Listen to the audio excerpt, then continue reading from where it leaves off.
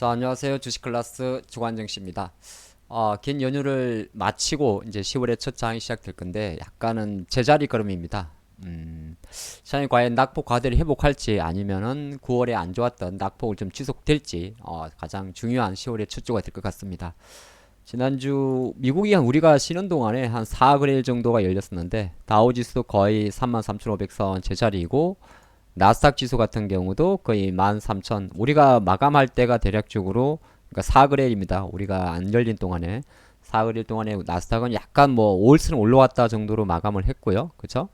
자, 그리 마감을 했고 또 보면 반도체 지수 같은 경우도 조금 올라왔습니다. 그러니까 부정보다는 긍정이 조금 많은데 그 중에서 약간 이제 좋은 것도 있고 나쁜 것도 많이 있었어요. 우리나라 증시가 지난 9월 달에 험하게 빠졌죠. 월간 기준으로 거의 다시 작년 9월에 버금가게 두 달 연속 좀 하락을 했었는데 3.57%는 어느새 이제 2,500선도 마감하면서 마감을 했었는데 이탈하면서 그래도 추세선을 보게 되면 이게 약간 하락 추세선인데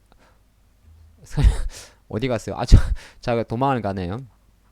아주 작습니다만 하락 추세선인데 약간의 이 추세선 속에서 뭐 또 도망가네? 안 되겠네요.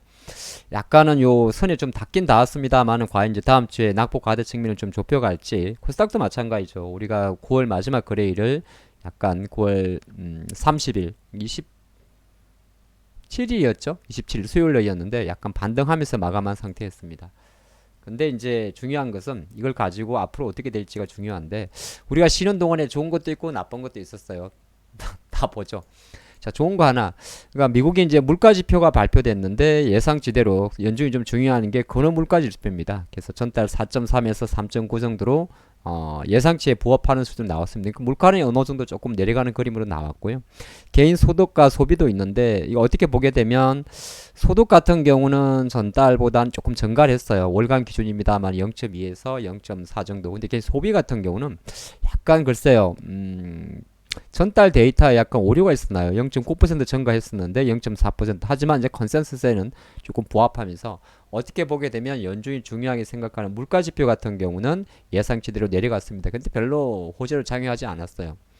또 하나 마이크론 실적 발표가 되게 중요했는데 이제 삼성전자도 10월달에 잠정치를 발표하죠. 뭐 1조 이상을 전망을 합니다만은 마이크론 테크놀로지의 4분기 실적 리뷰를 좀 놓고 보면 여기는 회계 연도가 우리랑 다르기 때문에 이게 4분기입니다.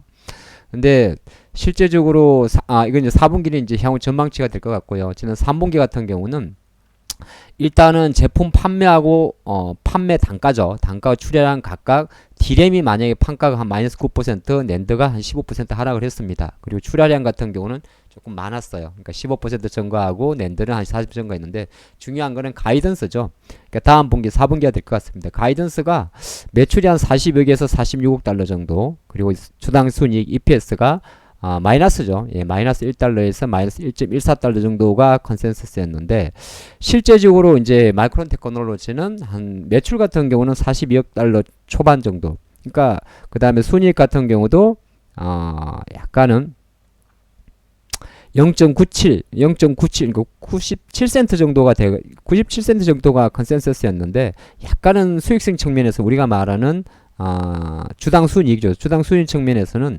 컨센서스가 0.97인데 발표한 게 마이너스 한 1달러 정도니까 조금 못 미친 거죠. 주가는 사실 좀 등락이 좀 없잖아 있었어요. 없잖아 있었는데 주가 어디 갔을까요? 약간은 실적 발표한 이후부터 조금 빠졌다가 한 장중한테 6%까지 빠졌다가 그래도 주가는 오히려 회복을 했습니다. 그러니까 결과론적으로는 마이크론 테크놀로지도 뭐 안 좋게 가이던스를 발표했습니다만은 현재 결과만 놓고 봤을 때는 주가는 회복을 하면서 마감을 했습니다. 이게 이제 우리가 포인트가 될 것 같고 또 하나가 이제 나쁜 거 여기 있어요. 테슬라인데 테슬라가 이제 3분기 3개 7, 8, 9월이겠죠. 3분기 인도량 같은 경우가 43만 대 정도가 나왔습니다. 43만 5천 대 정도가 나왔는데 월가 예상치는 대략적으로 한 46만 1,000대 정도였다고 해요. 그러니까 인도량이 미치질 못했습니다. 미치지 못했고 테슬라 측에서는 일단 예정된 공장 가동 중지로 물량 일시로 감소했다 그런 이야기를 합니다. 그래서 그러면서도 우리는 23년도 연간 180만 대 정도를 목표로 하는데 거기에는 이견이 없다 그런 이야기를 하는데 과연 지켜봐야겠죠. 테슬라 주가는 최근에 조금 부침이 있었습니다. 부침이 있었는데 그 240달러 초반 정도에서 좀 잡아주고 있습니다. 이것도 4그레일이니까 어떻게 보게 되면 우리 관점에서 우리가 추석 쉬기 전에 한 240달러 정도에서 약간 가까스로 마감을 했었는데 뭐 22, 50달러니까 결과론적으로 내용만 놓고 보면 사실 별로 좋은 건 아니죠. 내용만 놓고 보면 좋은 게 아닌데 우리가 뭐 항상 내용보다 중요한 거는 주가 결과니까 결과만 놓고 보면 이 부정적인 내용에도 불구하고 주가는 상대적으로 반등을 하면서 마감했으니까 이런 긍정적입니다. 자, 긍정이고 또 나쁜 거 좋은 거 보죠.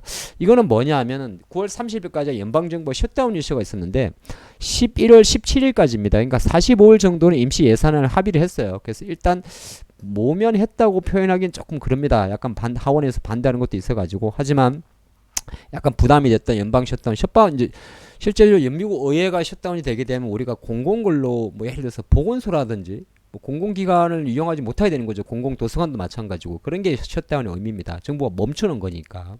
근데 일단 45일 정도는 시간을 벌어놨습니다. 벌어놨는데 요거는 또 10월달에 중요한 또 폭병 중 하나 되긴 될 것 같습니다. 근데 이게 워낙 정치적 이슈이기 때문에 뭐 그렇게 깊게는 작용을 안 할 수도 있긴 있습니다만은 전체적으로 장이 안 좋은 상태에서 이런 그 미미한 흐름 자체도 부정적으로 반응하기 때문에 긍정이라고 막연하게 말하기는 좀 그렇고 일단은 임시적으로나마 셧다운은 모면했다는 표현이 조금 맞을 수도 있다 그렇게 보겠습니다.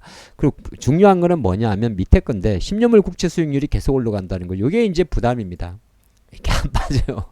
연휴 기간에 10년물 미국 국채금리 추인데 지금 뭐 2008년 수준도 넘어섰죠. 2007년 수준인데 국채금리가 계속 오른다는 것은 모기지 금리에 대한 부담이 계속 가져가는 거죠. 그러니까 PC 물가지표가 잘 나왔지만은 그럼에도 불구하고 국채금리가 많이 오른다. 물론 이유는 많을 거예요. 셧다운 이슈도 있고 또 채권에 대한 수요가 좀 부진한 것도 있을 수가 있고 채권 가격이 극화에 떨어지는 거니까 그게 복합적으로 작용합니다. 국채금리가 오르면 또 하나가 달러 강세를 그대로 유발합니다. 그렇기 때문에 이건 달러의 흐름인데 이 두 가지 같은 경우 연휴 기간에도 전혀 해소되지 않았어요. 안 좋은 줄로 마감을 했고 그나마 좋은 게 있었냐면 유가입니다. 유가가 그래도 자 WTI 기준으로 한 93달러 중반까지 갔다가 지금 88달러 정도인데 지금은 10월 3일입니다. 10월 3일인데 유가는 90달러 밑으로 급하게 떨어졌습니다. 그러니까 유가가 지난주에도 우리가 좀 볼 때 야 이거 좀 떨어지지 않을까 생각을 하고 마감을 했었는데 일시적으로 90달러 초반에서 일시적으로 한번 슈팅이 났었어요. 94달러까지 갔다가 다시 말짱 도루묵으로 내려왔기 때문에 이거는 이제 오버슈팅이 될 수 있는 거고 유가는 당분간 일단은 90달러 정도에서 약간 멈추는 힘을 보여주기 때문에 이 부분에 대해서는 또 긍정이 작용을 합니다.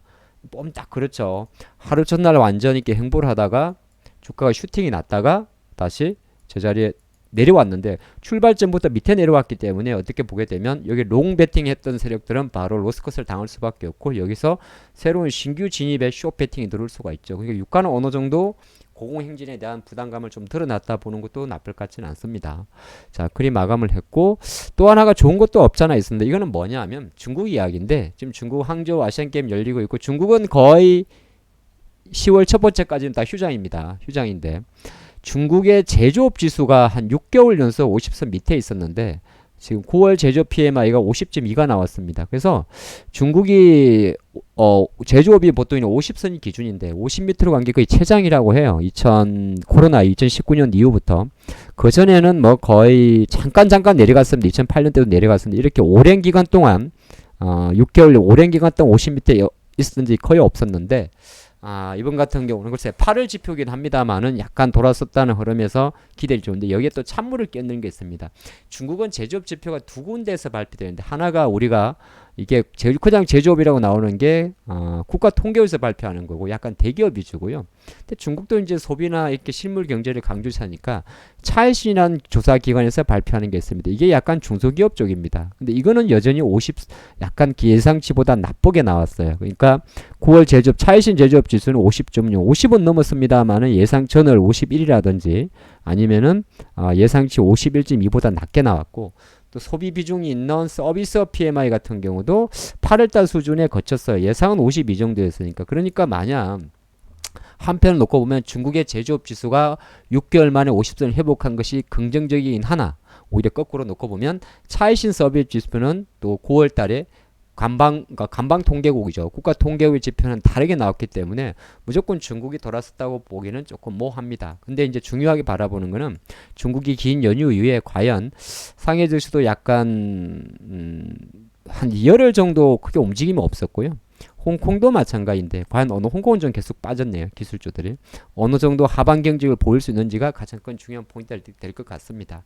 좀 길게 살펴봤지만 연휴 기간 동안에 약간은 놓고 보게 되면 유가 떨어진 거 외에는 달러 강세, 국채 금리 계속 이어지고 있고 주요 이슈였던 예산안에 대해서는 어느 정도 긍정, 그 다음에 테슬라에 대해서는 마이크론에 대해서는 내용 자체는 부정적이었으나 주가는 어느 정도 긍정. 근데 이건 수익성에 대한 전망이기 때문에 사실 이거 영향력은 생각보다 조금 낮을 수는 있습니다. 하지만 호재가 아니었다는 점은 주가는 올랐지만 호재가 아니었던 점 우리가 체크하고 10월에 좀 봐야 될 것 같고 테슬라 같은 경우는 다시 한번 이젠 테슬라의 전체 파이에 대해서는 어느 정도 디센딩이 나올 수 있겠구나. 중간중간에 뭐 도조 컴퓨터 관련이라든지 차율주행 관련이라든지 사이버 트럭 등등등 기타 사이드 쪽으로 약간의 테슬라를 바라보는 관점을 키우겠구나. 그렇게 볼 수 있을 것 같습니다. 유가 떨어진 거는 긍정. 근데 이제 유가에 떨어지는 속도보다는 아무래도 국채 금리와 달러가 여전히 10월의 초반에 변수가 될 것 같습니다. 제가 제자리 걸음이라고 적어놨습니다만은 약간은 부정보다는 긍정이 저는 조금 많다 생각을 하고 왜냐하면 국채 금리나 달러는 계속 있었던 이슈니까 물론 계속 올라가니까 부담이긴 합니다. 그리고 그래서 낙폭 지속에 대한 흐름보다는 낙폭을 좀 좁히는 그런 과정으로 장이 전개될 수 있지 않을까 그렇게 조심스레 전망을 해봅니다. 적극적인 V자 반등 어려울지 몰라도 적극적인 쭉쭉쭉 떨어지는 것은 완화될 수 있지 않을까 이렇게 보겠습니다. 여기까지 하죠.